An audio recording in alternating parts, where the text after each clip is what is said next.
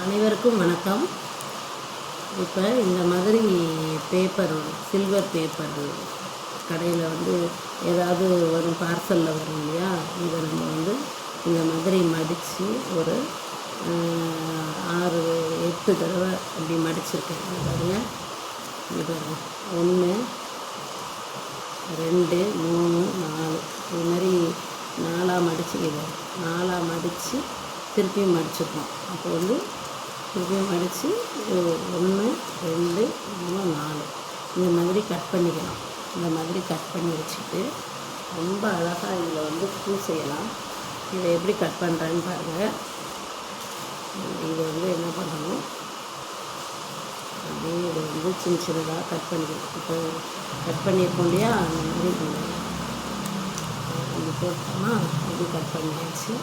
இதை இதை பாருங்கள், இதை இன்னும் இப்படி கட் பண்ணணும். அது மாதிரி கட் பண்ணி எடுத்துக்கிட்டு இதே மாதிரி எல்லாத்தையும் கட் பண்ணணும். இதெல்லாம் சின்ன சின்னதாக கட் பண்ணிவிட்டு ஒரு பக்கம் சில்வர் கலரில் இருக்குது, ஒரு பக்கம் ரெட் கலரில் இருக்குது. இது சின்ன சின்னதாக பூ மாதிரி எல்லாத்தையும் இந்த மாதிரி கட் பண்ணி எடுத்துக்கணும்.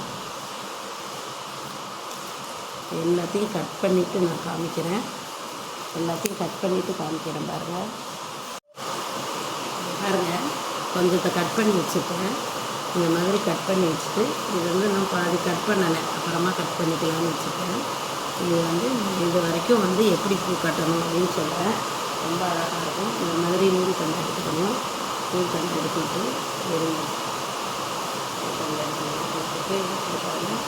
இந்த பூ ஒன்று ஒன்றா எடுத்து இது நம்ம இந்த ரெட் கலர் தெரிகிற மாதிரி இப்படியும் வச்சு கட்டலாம். இல்லை நம்ம சில்வர் கலர் தெரிகிற மாதிரி வச்சா சாமிக்கெல்லாம் பூஜை ரூம்லாம் கட்டினா நல்லா பளபளன்னு இருக்கும். அந்த மாதிரி சில்வர் கலர் தெரிகிற மாதிரி நம்ம என்ன பண்ணலாம், இந்த பூவை கட்டிக்கலாம்.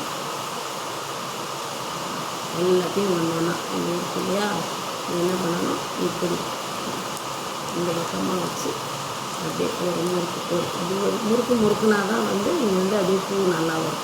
அதனால் ஒரு முறுக்கு அப்படியே வச்சு கட்டிக்கலாம்.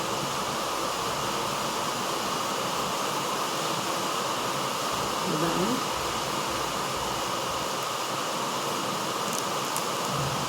அவ்வளோதான். அப்படியே வச்சு கட்டணும்.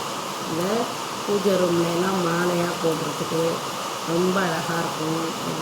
இதில் நம்ம டெக்கரேஷனுக்கு நம்ம தொங்க விடுறதுக்கெல்லாம் இதை கட்டிட்டோம்னா ரொம்ப அழகாக இருக்கும். இது நான் கட்டிட்டு காமிக்கிறேன் பாருங்கள். ரொம்ப அழகாக இருக்கும், பார்க்கலாம். இது பாருங்கள், கட்டியிருக்கேன் பாருங்கள், பாதி வரைக்கும் கட்டியிருக்கேன். ரொம்ப அழகாக இருக்கும். இது நம்ம பூஜை ரூமுக்கு டெக்கரேஷன் பண்ணுறதுக்கு யூஸ் பண்ணலாம்.